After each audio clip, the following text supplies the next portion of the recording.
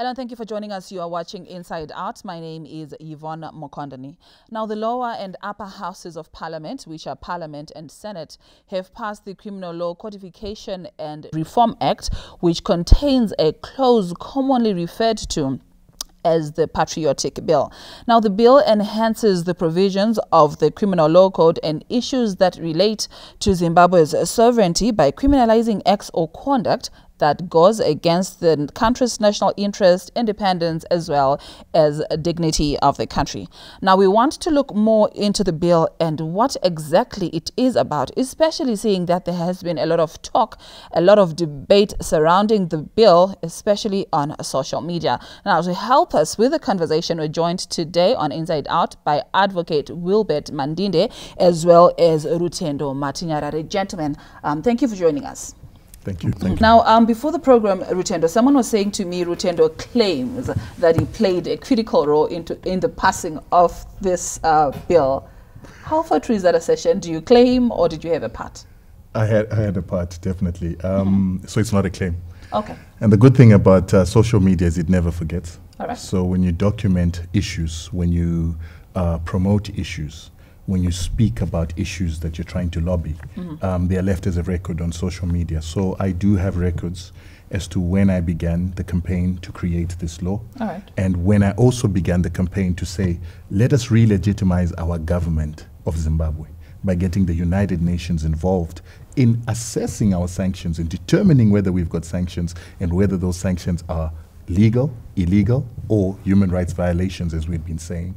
So all these things go hand in hand together. We had to re-legitimize our country that was being vilified for abusing human rights. And we believe that that was a misrepresentation. We were being said to be a corrupt country. And therefore, the power was given to foreign countries that are sovereign and equal to us to basically play master and to play judge, jury upon us without due process. Now, having said that, thank you for the clarification and telling us your part and what you were thinking in coming up with this bill. I want to hear from you, Advocate. What is this Patriotic Bill all about? Thank you very much, Yvonne. Yvonne, the point we raised right from the beginning is that the law as it is, and as you correctly highlight, is called the Criminal Law Codification and Reform Amendment Act. Indeed, there were times in which people were calling for a patriotic law.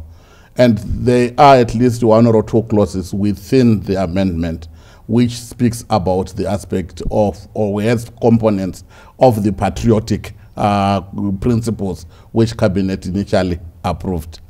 The point that we make at the end of the day is that patriotism is something that cannot be legislated. And what we see at the moment is a mistake in attempting to regulate patriotism.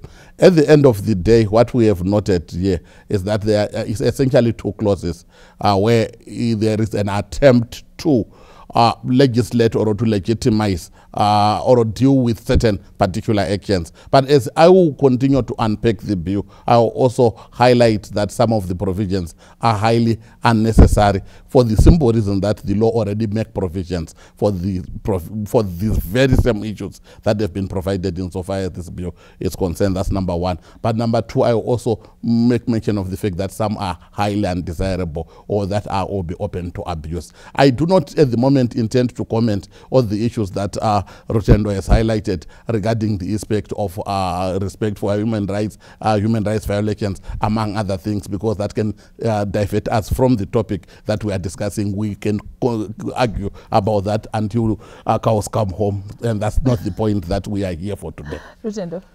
Yeah, well, I do believe that everything can be legislated and everything must be legislated. Our own constitution, 1635 and 34, they actually talk about the duties of Zimbabweans. And our duties are clearly stipulated, 4 specific duties that have been stipulated specifically in that particular section of what it is to be a citizen of Zimbabwe. We've got to be loyal to the country. We've got to respect the flag, respect the institutions and the laws of the country. But again, and we've got to defend. From what I got from what he's saying is, can we then regularize patriotism? Is it something that... Absolutely. Just like in a family structure, we have norms, standards, values that enjoin you to do certain activities as a family member. And if you do not do those activities as a family member, you can actually be excommunicated, you can actually be rejected by the family. Even in our culture, as an African culture, we are accountable to each and every member of our culture, and that is why we need to regulate what it is that is patriotism, because it doesn't come naturally. And everything in a civilized society is regulated. It is adjudicated by rules, regulations. There is no reason why something as important as patriotism should not be regulated. And we're not the first country to regulate it. All countries and all major countries, particularly the most civilized of the so-called most civilized countries like the Americas, have these laws that enjoin patriotism and that discourage anybody from sabotaging their country. And this is why we said that part and parcel of what made us create this act is we looked at benchmarks so that we would not be standing out alone. What you call the Logan Act. We looked at the U.S. Patriotic Act, the U.S. Patriot Act.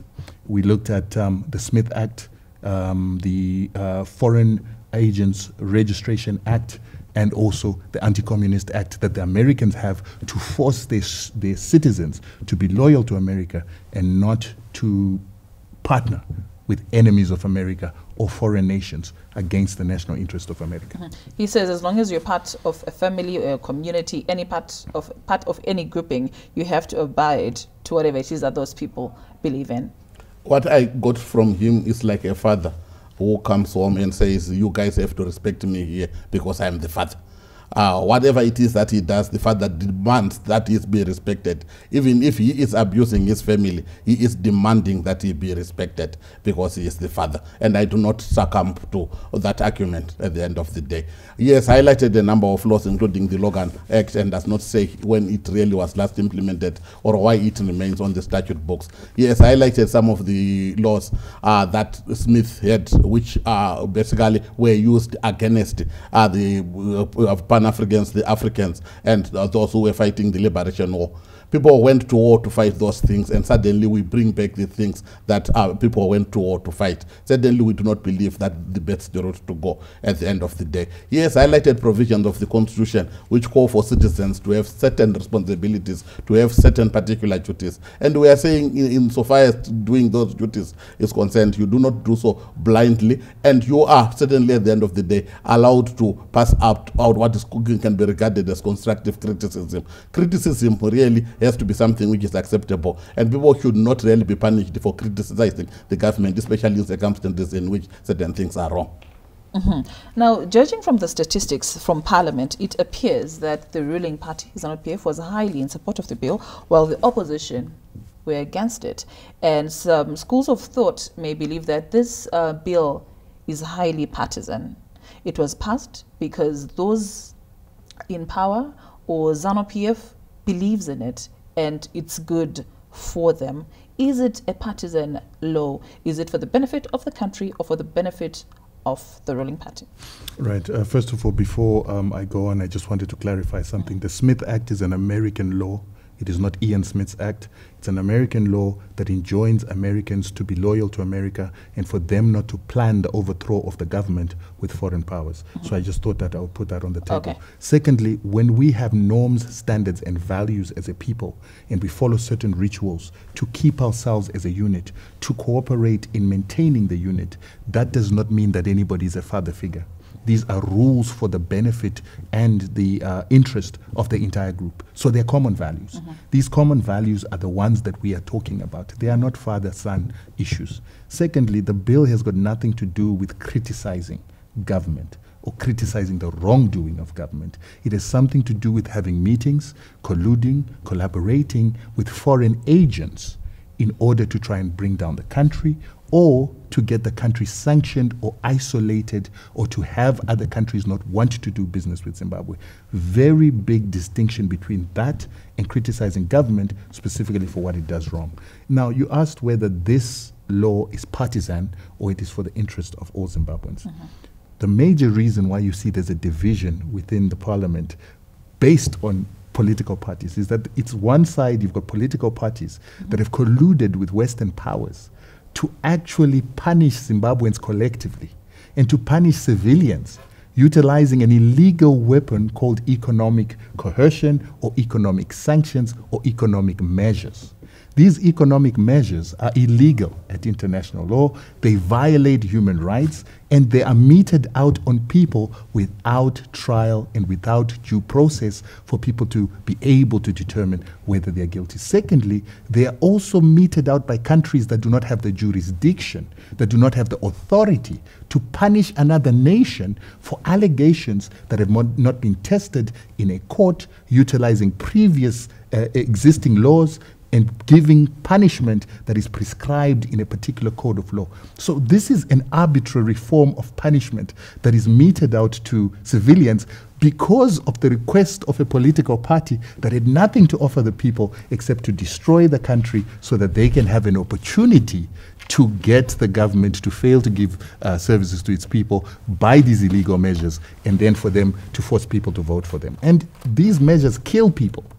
They deprive people of medication, they deprive people of clean water, they deprive people of healthcare, and this has an effect on the common man's life, all because a political party wants to use this terrorism, this persecution, this crime against humanity to force people to vote for them. That is illegal. So when we made this law, we made it in a way to stop people and to discourage people from going to our former colonizers to ask for these economic measures to be meted out on the people of the country. And remember that the UN recognized the threat of these former colonizers utilizing their economic muscle and their control of the world currency to punish people. So in 1989, they actually created a law and a resolution, 44-215, in which they actually discouraged the utilization of economic measures or sanctions on formerly colonized nations by former colonizers that want to force nations to create laws and to create conditions that are suitable for the continuation of colonialism or neocolonialism. Advocate. Yes, I've been following what he has been saying, and quite a number of issues come into my mind at the moment. And the first being the fact that we possibly might not even have unpegged the bill which we are talking about at the moment. And when you then really have to unpack the bill, you start by really looking at the fact that the bill initially deals with those people who are considered, or people who reasonably believe in what it is that they are doing, that they can go out there and seek military assistance so as to overthrow the government, or issues of subverting the government, among other things. These are some of the issues that are provided for even before we get to the sanctions issue. So there are issues insofar as the attempt to subvert or to overthrow the government are concerned. And these issues, as I highlighted right from the beginning, when you look at the section dealing with the possibility of a person seeking to overthrow a government, this basically is treasonous behavior, is something which is already provided for in terms of our criminal code. If you go to section 20 and section 22 of our criminal code, they already deal with the aspect of treason. They already deal with the aspect of subverting a constitutionally elected government, to the extent that you really wonder why right from the beginning we needed this clause in circumstances in which we already have a law providing for exactly the very same issues that are provided for. Obviously, later on, even when you attempt then to look at the sentencing which will be provided for in terms of this particular law, including a sentence said to be similar to the penalties which are imposed for treason, you find that insofar as treason is concerned, the person actually is even liable to life in prison, to a death penalty. But when you then also look at the Constitution in terms of section 48 is concerned, which guarantees the right to life, it only says that the sentence of death can only be imposed on a person who has committed murder in aggravating circumstances. So you actually find that whilst we are trying to realign our laws to the current constitution, the 2013 constitution, we at the moment are seem to also to be busy coming up with laws which violate exactly the law, the constitution that we are trying to align laws to. So to that extent, we believe right from the beginning that, for example, this clause, insofar as it deals with aspects of treason and the aspect of subverting a constitutionally elected government, these are issues which are already taken care of. These are issues which are already provided for in terms of the legislation. Obviously, the second... I'll hold you. We'll come back and finish. Just when we come back, you're watching Inside Out. Thank you for joining us today. We're looking at the Patriotic Bill, which was recently passed by the Lower and Upper Houses of Parliament under the Criminal Law Codification and Reform Act. We're looking into the law, why it has generated so much debate. Is it partisan or not? Is it for the good of the country? Who exactly is benefiting from the law? Is there any correlation between the passing of the law and the coming general elections? Stay tuned. We will be right back.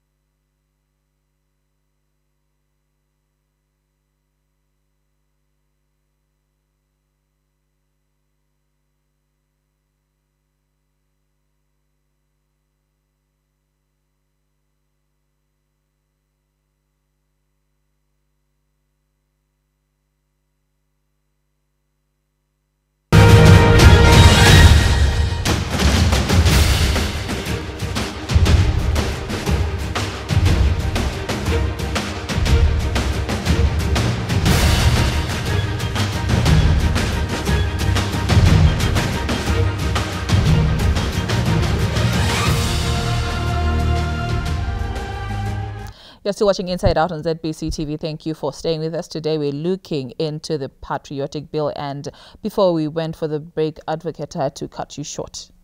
It is. Yeah.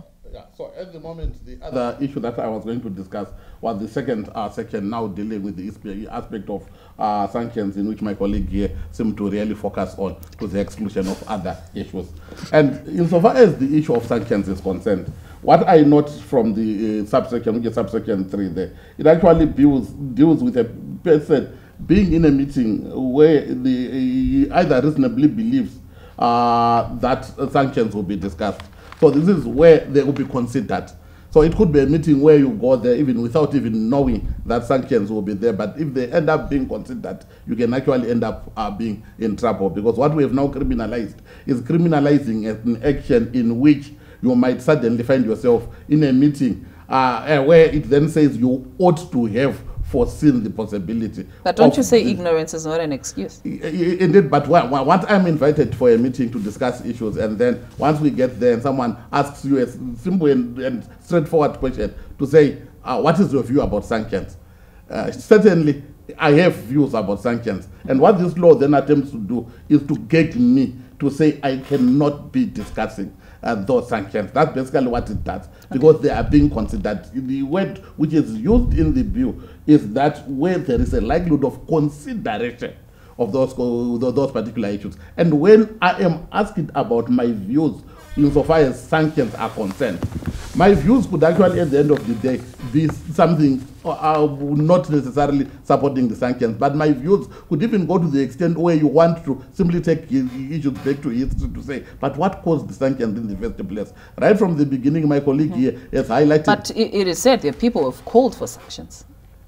It is said. It is an allegation that people have called for sanctions. But some of them admit that they actually have. Sanctions, I think we really need to take ourselves back to a situation where we sort of self-imposed some of the sanctions upon ourselves as a country. And I give the example of what we did right from even before 2003, 2002, when we decided to leave the Commonwealth. Indeed, the Commonwealth had sanctioned us insofar as the issue of then what had happened during elections, what had happened just after 2000 when the people rejected the constitution, followed by the farm invasions, and as well as the issue of general respect for rule of law during that time. And really, Commonwealth sanctioned the country until such a time that we opted out as a country out of them. So these are some of the issues which then you get back to that particular issue to say. And I know issues, especially of sanctions, they can take us the whole day, which we have a very huge bill to look into. But do you have anything to say before we move on to the next issue? No. There are a couple of things that the advocate has said that are not correct.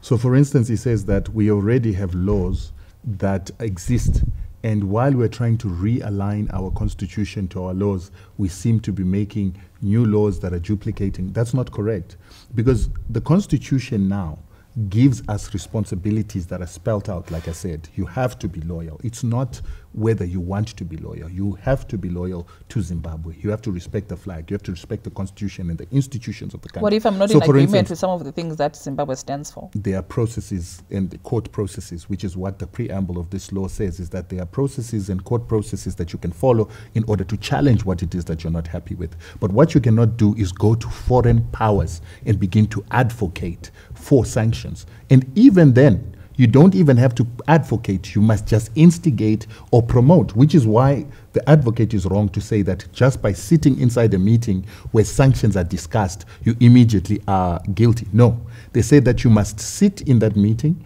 you must instigate, advocate, promote, and not say anything about discouraging the issue of sanctions being levied on the country. If you sit in a meeting discussing sanctions and you say that this is wrong and you disagree with the imposition of sanctions on Zimbabwe, the law itself in point 1 is very clear that you will not be guilty of the crime that is being covered by the Patriotic Act.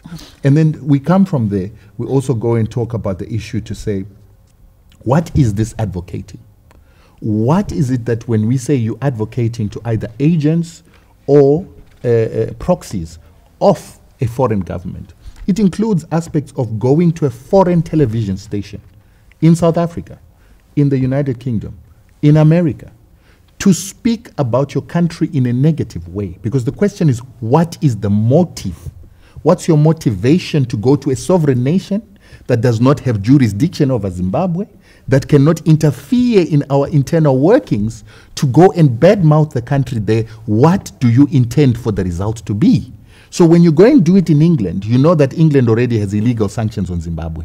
They have unilaterally imposed sanctions on Zimbabwe. They have created themselves as policemen of African countries. Then you go there onto onto BBC and begin to create falsehoods, first of all, and secondly, even just bad-mouthing your country. What is your intent?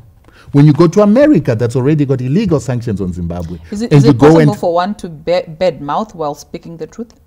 You can badmouth while speaking the truth, but for what purpose? Why in America? What jurisdiction does America have on Zimbabwe, and what do you expect America to do to Zimbabwe? And have you utilized and exhausted the internal processes in Zimbabwe for you to then go to America? And what is your intention when you go and speak negative in America? And what about falsehoods? When you go there and you advance falsehoods. So Hopewell was on SABC just a couple of days ago, and he was saying that this law stops Zimbabweans from speaking negatively about the president and the government. There is no clause like that in the law. So where did he get it from? I heard the advocate was trying to create an impression that the law stops people from speaking about the government, criticizing the government and not being unhappy. Where did people get that notion? Where did that come from? Because some publications actually say that Zimbabwe's parliament, and I quote, has outlawed criticism of the government ahead of the presidential and parliamentary elections in August, with violations of a new law punishable by up to 20 years in jail. They lied. I asked this earlier on. Is there a correlation and between there's no this 10 law? to 8 years. But is there a correlation between this law and the coming general elections in August? No, is there? Absolutely not. At the end of the day, a law becomes law once it is signed into law by the president. Yeah. And as it is at the moment, this law has not yet been signed into law by the president.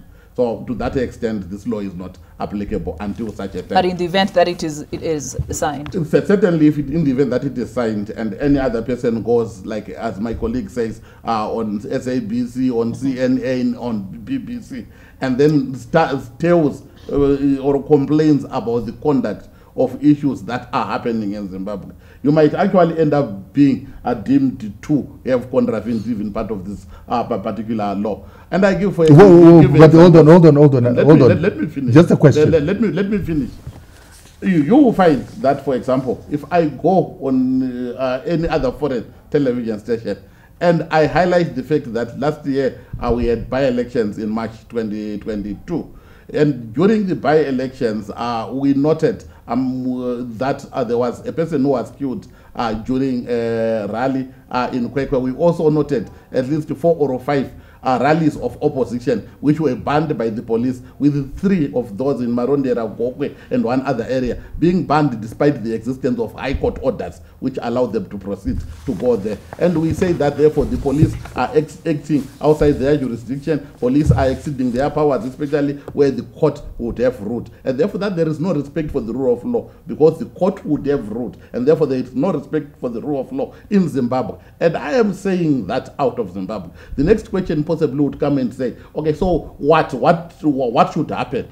And then that's where then point comes to say, okay, I'm therefore going to make a recommendation. Then at times we make these statements when we have gone to attend the United Nations General Assembly, where you are interviewed on the sidelines of that, to say maybe there is consideration for the UN to do this, for other countries to call upon. Like when we attend the African Commission, you want to say other African countries should call upon the government of Zimbabwe to respect the rule of law, and to see what else it is that they can do to ensure that the government of Zimbabwe respects the rule of law. And whatever it is that the government can do can mistakenly be construed as if if the other countries then say we heard what they said, and at the end of the day we think we can impose 1 or 2 actions. You can for the purposes of time, can he come in?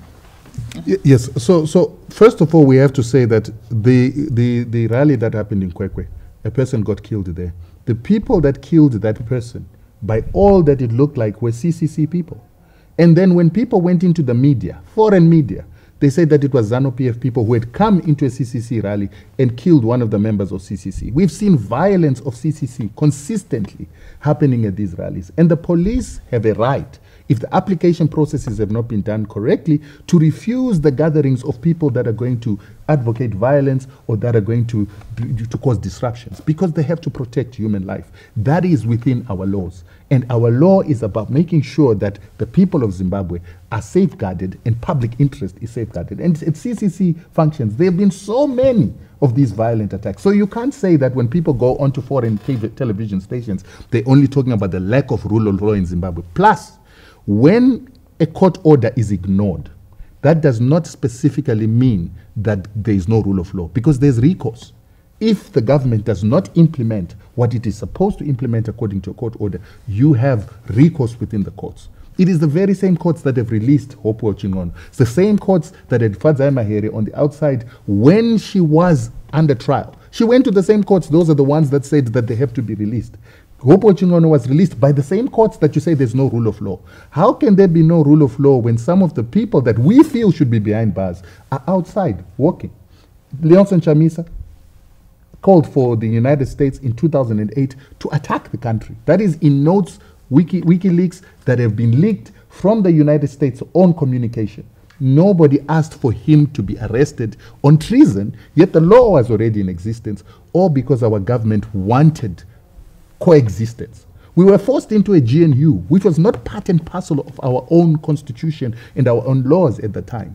Had to have a GNU on the threat of military intervention by the Americans and the threat that the opposition were going to call for more sanctions. That is not rule of law. But our government is being forced not to enforce the law, particularly on these terrorists and people who persecute Rutendo, others. you will have to finish. Right now we have to take a break, but you're watching Inside Out, and today we're looking into the Patriotic Bill and what it means for the generality of Zimbabweans. Stay tuned.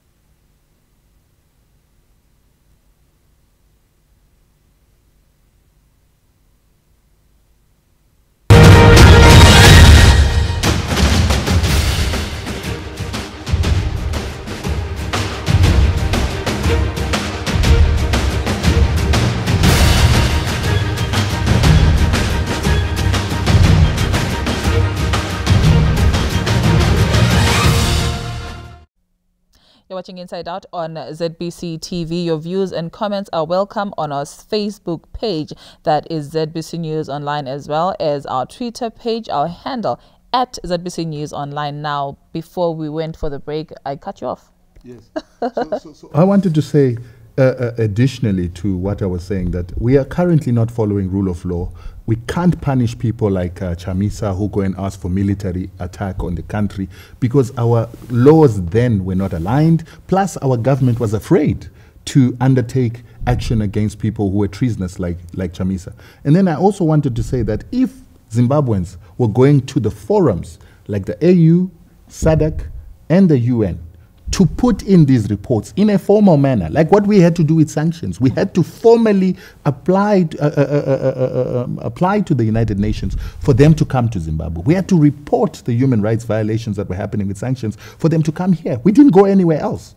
So if they go to American TV, the sanction senders TV, to go and create aspersions on individuals or people, talking about corruption, what they are instigating are sanctions. And if not sanctions, they are instigating de-risking by anti-money laundering rules and anti-money laundering laws, which the United States implements on an 80-20 principle that is not based on due process. They simply look at the evidence that they want to see. They do not charge people. They do not talk to them. They do not ask for their response or their reply, and they simply make a decision that these people must be punished with sanctions or anti-money laundering laws, and they do that without due process. That is illegal. So if the intention is to go and talk in the United States or in Europe or in the UK, knowing that they will impose sanctions on Zimbabwe, or they will institute anti-money laundering laws without due process, that is a deliberate intention.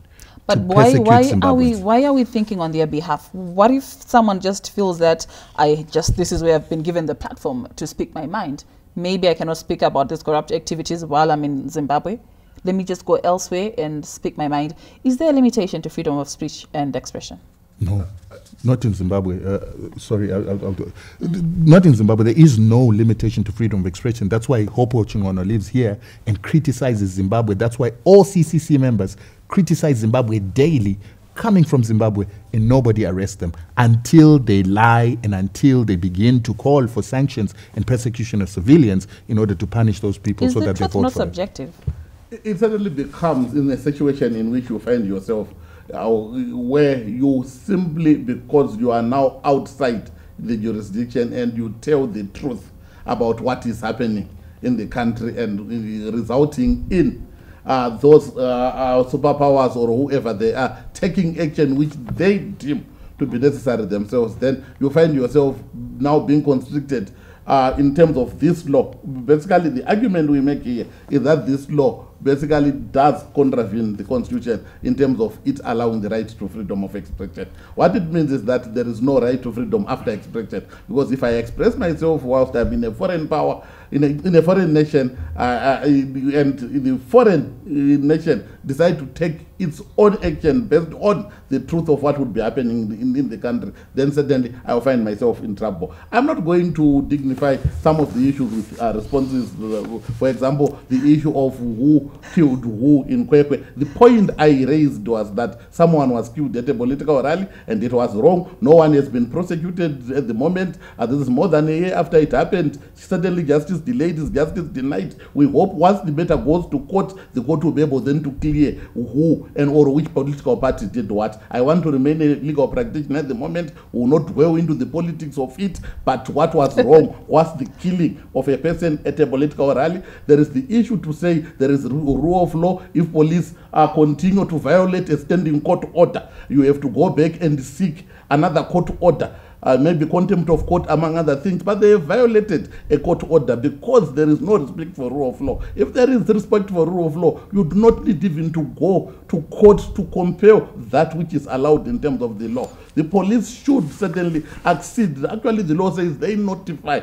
If the rally, a political party wants to convene a rally, they should notify the police, and then the police reply and say, we refer to your application. It was not an application in the first place, it's a notification, and then obviously the police, while they have powers to stop some of these rallies, they cannot simply stop rallies. And what gets worrying is a situation where you find that rallies are stopped mainly of the opposition political parties. No rallies are stopped of the ruling party. Because there's no violence. There's no violence at the ruling party rallies.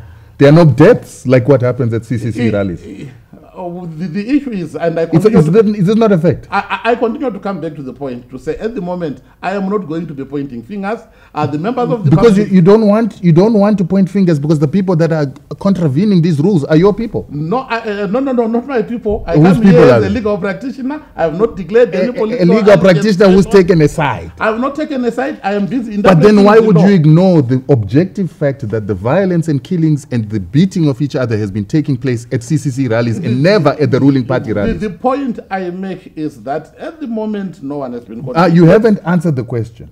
Why would you, as a lawyer, try to run away from the objective fact that it is at rallies of CCC where violence is taking place and where people are beating each other? Why would you run away from that? So it is wrong for you to allege or to allude to me being a lawyer being able to do that, because it might actually need a political analyst to make that political analysis. But I will tell you no. But it's an objective fact. It's an objective fact. Gentlemen, I think this issue is one that I need to invite you back on the show and you discuss, because it seems to be going on and we cannot find a resolution. But the point I make at the end of the day, I hear you. But for now, let's just, I told you the bill is huge. Yes. So we have to look at other issues, and maybe next week you will come back and we continue particularly with this conversation. Now, earlier on you said this bill has not been signed into law by the president, and some lawyers argue that if it is signed, it will be somehow unconstitutional. How so?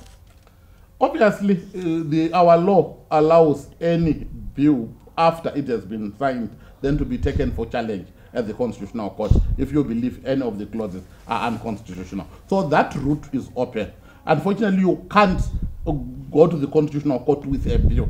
There is what we call a doctrine of ripeness. The Constitutional Court, I think last year or the year before, refused to hear a matter which had been brought by the Zimbabwe Women Lawyers Association regarding then what was called the Marriages Bill. When they alleged that the Marriage Bill would contravene the Constitution, the Constitutional Court refused to hear Zwala on the basis that they wrote that in terms of the doctrine of ripeness, you can only take a law to the Constitutional Court after it has been signed into law by the President. So there is a likelihood that indeed, once it is signed into law by the President, some of the provisions would be subjected to the scrutiny of the Constitutional Court.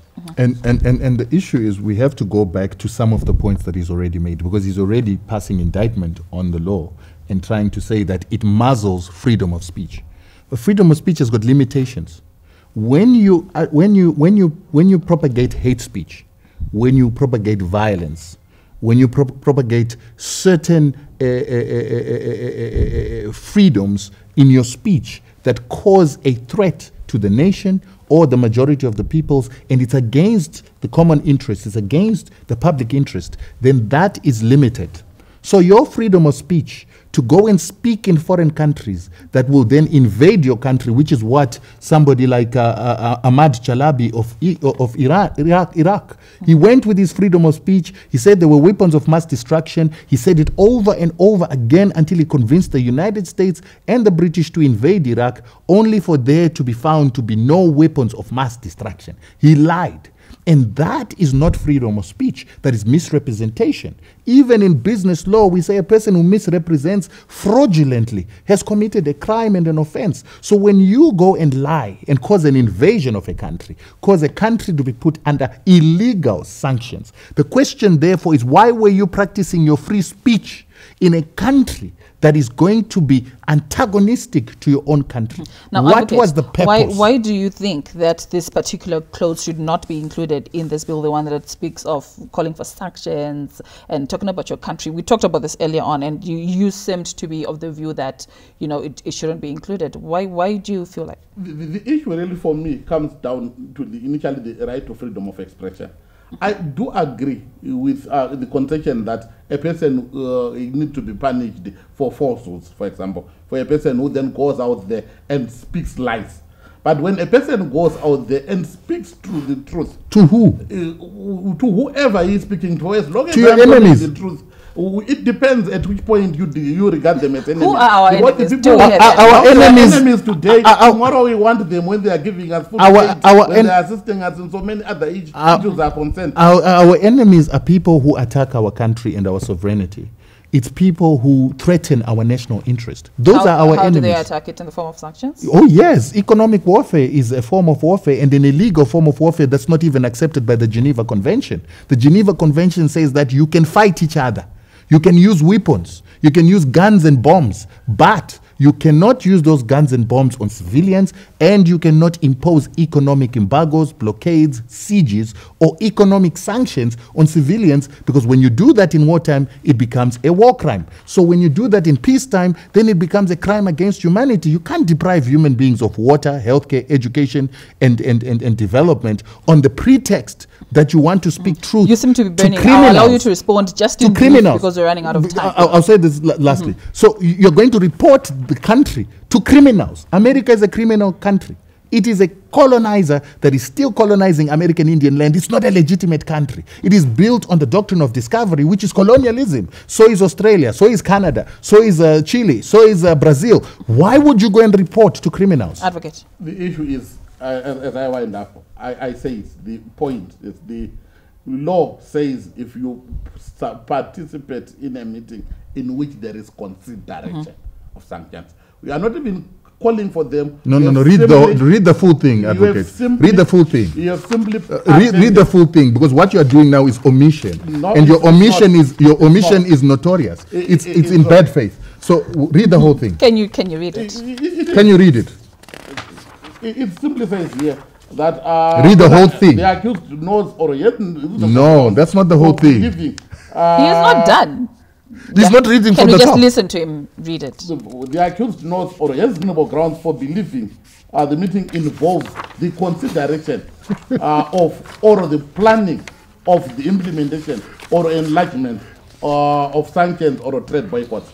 So this law starts at 22A, where it gives the context and the pretext. So why are you skipping that? There is a preamble which gives the background. Yes. But the issue at the end of the day is, as and when a person would be arrested, a person will be arrested and charged because the law says that he attended a meeting in which there was a consideration of the planning. He sat within that meeting and did not say anything. He did not discourage. He did not. Now, having said that, in the interest of time, how do we balance the dictates of the Patriotic Bill, the Constitution, and matters that have to do with the safeguarding of the sovereignty of the country? How do we balance all that? Well, we balance it by having a bill like this, because this bill has taken serious consideration of the current constitution, and it has tried to align our current constitution with the law. Because like I said, that loyalty was legislated within the Constitution. Defending the nation was legislated within the Constitution. Respect for the flag, respect for our laws. But they realized that people were not doing that, irrespective of the fact that we already had a law against treason. But the problem is that the law against treason did not go far enough to talk about instigation, influencing other countries to invade. And it did not bring the two issues together: sanctions, which are supposed to bring regime change, which are supposed to make people suffer and ultimately cause unrest in the country, to instigate foreign intervention and foreign invasion, which we saw in Iraq, which we saw in Libya, which we saw in Syria, which we saw in Afghanistan. This is what this bill now brings together, because the fragmented laws that we had that deal with treason were not really dealing with the core issues of how this treason can happen, how it can be influenced, and how it can be done in a way where sanctions themselves cause destruction of the economy, that then forces people to fight, that then brings in foreign intervention, which is an invasion to remove the government. That was the intention of the Zidera bill and the executive order sanctions, and that's now being dealt with this law. It gives people their freedoms. How do we balance? But do not speak to enemies of the nation. The issue at the end of the day is that we have laws in Zimbabwe, and therefore already I alluded to the fact that we have sufficient laws, we have a constitution, we have the criminal law, codification and reform act. All those laws are created, they are there, and they are sufficient. Which law deals with sanctions? We actually believe at the end of the day that what this law is doing is to try to constrict civic space. We have seen an agenda for the last few years, including the private organization, the PVO amendment bill, for example, is part of an agenda which seems to gauge and to ensure that people are not allowed to. How did you arrive there and at that conclusion? At the end of the day, you really want to ensure that there is respect for the Constitution, there is respect for freedom of expression, and this idea of trying to do what we call extraterritorial legislation, to legislate for issues happening outside our jurisdictions, are worrying, because the government really realizes that at the end of the day, in terms of our laws and in terms of the Constitution, we have the right to freedom of expression. He spoke about limitations at the end of the day earlier on, but when you speak about those limitations in terms of Section 86 of the Constitution, they are clear and they are given guidelines to say you limit the rights in 1, 2, 3, 4. Which 1, 2, 3? Which 1, 2, 3? I will give you this time to give your closing remarks in less than a minute, and then I'll come back to you, and we unfortunately have to wrap the program. It's weird that Zimbabweans want rights, but they do not want responsibilities. So now, all of a sudden, when there's responsibilities put on Zimbabweans, it's closing up the civic space, it's closing up free speech. No, you have no right to go and talk with your mouth in terms of what you call free speech to cause consequences that are negative upon your people, your nation, and to destroy national interest. There is no such right. That is why even in countries like America, there is that's why Julian Assange right now is in prison. Snowden is on the run because they gave away secrets. In their free speech, there's certain information they were not supposed to give out that they gave out to the world that endangers American lives and American sovereignty. So what is the point of laws? The point of laws is to keep a nation at peace and to keep people operating in a civil manner. Keeping a nation at peace and a nation operating in a civic manner. Advocate. For me, this bill is just a pure reflection of an overregulation by the state. This is an unnecessary bill. The issues which are provided for here are issues which are already provided for. At the end of the day, we did not even touch the other issues like the minimum mandatory sentence for rapists, which I believe takes away the discretion of the courts. I was my former magistrate myself, and I know what it would have meant for you to simply tell a person that I'm sending you to jail for 15 years, when you actually realize that the person does not need to go there. So this issue is, all these issues are catered for elsewhere. The laws are already there. This is highly unnecessary, and this is simply a way in which people want to be gagged so that people do not speak out about the bad which are happening within the country. And I think we need the president not to sign this bill, and we go to elections. Can I ask a question before we go? No, which particular clause stops people from talking? We are out of time. I'm sure you guys, gentlemen, need to definitely come back on the show next week. But I must thank you for having joined us today on Inside Out as we interrogated the Patriotic Bill, which is yet to be signed into law by the President, but was passed by the upper and lower houses of Parliament. Thank you for having joined us on Inside Out. Hopefully we join each other again next week as we look into more issues affecting our great nation, Zimbabwe. Pleasant viewing.